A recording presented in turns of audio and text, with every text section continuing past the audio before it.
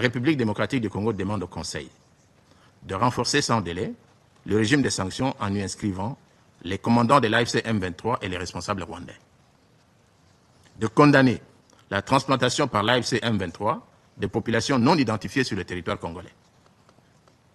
En défendant sa propre résolution 2773, le Conseil protégera les civils, rétablira la crédibilité du processus de paix et imposera enfin la reddition des comptes. L'histoire récente de ce Conseil regorge de précédents où des sanctions ciblées ont été décidées contre des partis engagés dans des processus de paix dès lors qu'elles les sabotaient par des massacres et des violations massives. Le Conseil a déjà démontré que les sanctions ne sont pas contraires à la paix, mais au contraire nécessaires pour la rendre possible. Il n'y a aucune raison que le cas de la République démocratique du Congo fasse exception. En refusant d'imposer de telles mesures contre le M23 et ses soutiens rwandais, le Conseil s'exposerait à cautionner l'impunité, à miner sa propre résolution 2773 et à éroder sa propre crédibilité et légitimité. Aucun processus de paix ne peut survivre à l'impunité. Protéger les vies humaines est non négociable. Rester spectateur devant de tels crimes serait une forme de complicité. La protection des vies humaines, toute communauté confondue, reste non négociable et demeure au cœur de l'action gouvernementale. Le Conseil de sécurité ne saurait demeurer spectateur devant l'enracinement de l'impunité. La justice et des sanctions rigoureuses constituent des conditions préalables et non accessoires à tout règlement durable et équilibré du conflit. Pour la République démocratique du Congo, la priorité demeure la restauration d'une paix durable et non d'une paix factice et éphémère, comme cela a été le cas depuis bientôt 3 décennies.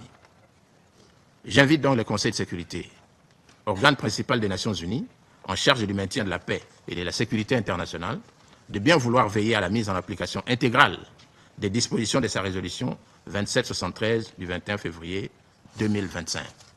Dans cette optique, les garants de l'accord de paix de Washington et de la déclaration de principe de Doha devraient être encouragés à s'activer davantage pour mettre un terme définitif à cette guerre insensée qui cause d'indicibles souffrances aux populations congolaises vivant dans les zones sous contrôle de la coalition RDF-AFC M23.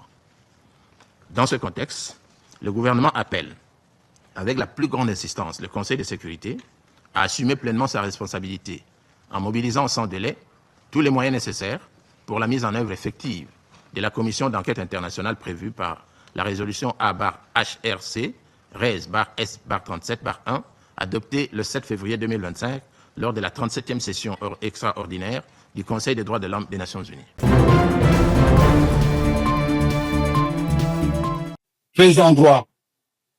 Requérons qu'il plaise à la haute militaire de Dieu d'établir en fait comme endroit des préventions des crimes de guerre, d'apologie ou de propagande d'actes terroristes et des crimes contre la paix et la sécurité de l'humanité, de trahison, de complot et d'organisation d'un mouvement insurrectionnel mis à charge de venir Joseph Kabila Kabange, sénateur à de le condamner en conséquence dans l'addition de circonstances atténuantes pour crime de guerre par homicide intentionnel à la peine de mort, pour crime de guerre par viol à la peine de mort, pour crime de guerre par déportation à la peine de mort, pour crime de guerre par torture à la peine de mort, pour crime de guerre par attaque contre les biens protégés à la peine de mort, pour apologie ou propagande des actes des crimes de guerre.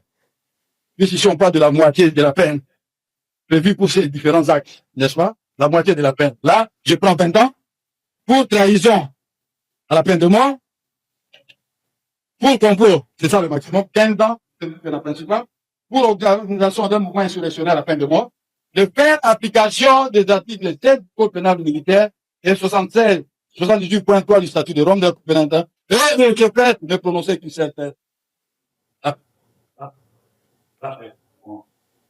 Je le condamne également au paiement de frais d'instance à tarifé par le greffe de votre pour payable dans un délai de 8 jours, prend ou à dépôt, subir 60 jours de contrainte par corps en cas de non-paiement dans ce délai. De confirmer la mise sur séquestre des biens de M. Joseph Kabila Kabange, de le condamner en outre à telle autre peine que la haute cour militaire entendra en bonne justice être convenable et juste. Soit donné son arrestation immédiate. Ainsi vous aurez rendu justice à la nation congolaise. J'ai dit.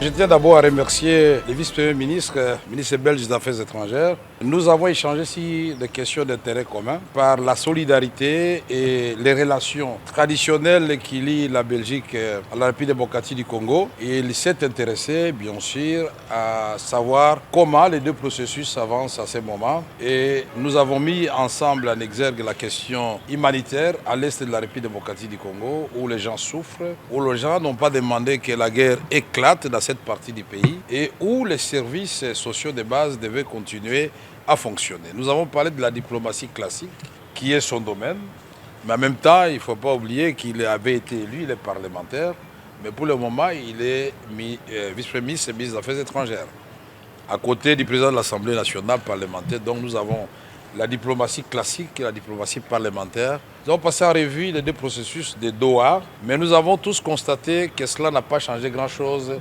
sur le terrain. Donc les efforts doivent être faits et d'autres acteurs doivent être associés à cette démarche qui doit être globale. La République démocratique du Congo doit se saisir de cette question. L'Afrique au premier plan avec l'Union africaine. L'Union européenne qui nous a accompagnés depuis longtemps et qui était à la base de la résolution 2773 ne doit pas être oubliée. Et donc nous devons résoudre cette question de façon globale dans l'intérêt de tout le monde, de la République démocratique du Congo, du Rwanda et surtout de la population congolaise qui est la première victime de cette guerre.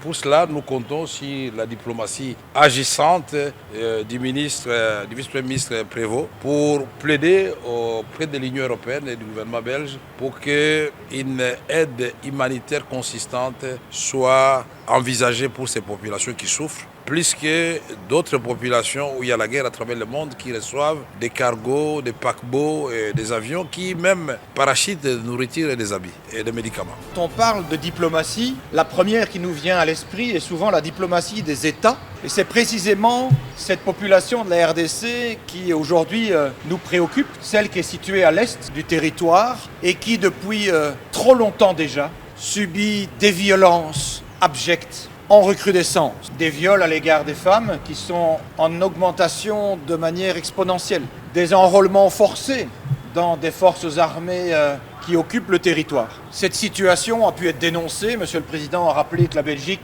avait été aussi en pointe pour rappeler les principes inébranlables qui ont toujours fondé la diplomatie belge, que sont la défense du droit international, au rayon duquel on trouve aussi le droit humanitaire, le principe du respect de la souveraineté des États et de la défense de leur intégrité territoriale. Des principes qui ont convaincu aussi les pays européens de prendre des mesures en février-mars dernier. La Belgique se réjouit des initiatives qui ont pu être prises il y a quelques mois déjà par Washington, par Doha, mais reste convaincue que si l'on veut obtenir un résultat durable au niveau d'une paix effective sur le terrain, on ne doit pas uniquement externaliser le processus de pacification, mais s'assurer évidemment que les acteurs africains en sont eux-mêmes partie prenante. Nous sommes confiants, nous voulons l'être en tout cas, mais nous sommes aussi lucides et nous devons l'être, en reconnaissant aujourd'hui qu'un mois plus tard, la situation sur le terrain ne s'est pas améliorée, qu'il y a toujours la commission d'un grand nombre de violences et d'exactions, et que l'heure plaide urgemment pour que ce qui a été signé prenne corps et impacte la réalité à l'est du Congo. La 5e édition de l'examen national des fins d'études professionnelles a été lancée ce mercredi 20 août 2025 au Kasaï central. 1036 candidats sont concernés cette année, répartis dans 14 centres d'examen à travers la province. Parmi ces candidats, 589 sont des filles, soit 56% du total. Ils proviennent principalement des centres de formation professionnelle, mais aussi d'anciens candidats et des professionnels en reconversion. La phase pratique se tiendra du 20 au 26 août, suivie de l'évaluation sommative du 28 au 31 août. Le directeur provincial de la formation professionnelle, M. Paul Kassonga Chiayuku, a salué l'engagement des candidats et rappelé l'importance de la formation professionnelle dans la lutte contre le chômage. À tous les candidats et candidates, vous qui avez accepté de suivre la formation professionnelle, la formation dans nos établissements de formation professionnelle, vous n'êtes pas trompé d'adresse. Et avec le réforme en cours, je suis rassuré que votre avenir professionnel sera garanti. Le ministre provincial de l'Éducation, présent lors du lancement, a exhorté les participants à la rigueur et à la persévérance pour maximiser leurs chances de réussite. Je tiens à vous féliciter, vous qui avez opté de suivre la formation dans les différents centres et écoles de formation professionnelle, une formation cadrant avec la vision du gouvernement congolais de résorber les taux élevés de chômage en créant les différents emplois. À vous, les participants à ces épreuves couplées, je vous invite de travailler dans la discipline et observer les conseils qui vont vous être donnés par les chefs de centre afin de maximiser vos chances de réussite. Les résultats de ces épreuves sont très attendus dans un contexte où la promotion des compétences pratiques reste une priorité pour l'avenir des jeunes au Kasaï central. Le secteur de Bapere a connu récemment l'atrocité de terroristes ADF. Il y a eu des massacres récemment et le gouverneur de province du Nord Kivu, le général-major Kakule Somo Evariste, a préféré venir compatir avec la population de Makorojipa. Et donc la population de Makorojipa est la population du secteur de Bapere. Étant ici, il a compati avec sa population tout en rassurant que les dispositions sont prises par les forces armées de la République démocratique du Congo et le UPDF afin de neutraliser cet ennemi, ces terroristes qui mettent la population du Nord Kivu, qui mettent la population du Grand Nord, qui mettent la population du secteur de Bapere dans les pleurs et les larmes à chaque fois. Dans sa gouvernance, il a insisté sur 3 piliers. Dans le premier pilier, c'est le pilier sécuritaire. Voilà pourquoi il est ici, venir consoler cette population. Et le deuxième pilier, c'est un pilier humanitaire. Pourquoi? Parce que dans cette période de guerre que connaît notre pays, le pilier humanitaire est vraiment important pour que la prise en charge des déplacés des guerres puisse être prise en considération par le gouvernement provincial. Et le troisième secteur, c'est le secteur de développement à travers les infrastructures. Donc il est ici, il a expliqué sa politique à la population de Makorojipa et a demandé l'accompagnement de cette dernière en vue que ces 3 piliers puissent être concrétisés dans les secteurs. Le gouverneur a demandé une collaboration franche entre la population, son armée, ainsi que les volontaires pour la défense de la patrie. Cette collaboration pourra mettre l'ennemi en déroute et le gouverneur s'est investi dans ce domaine pour que cela soit fait.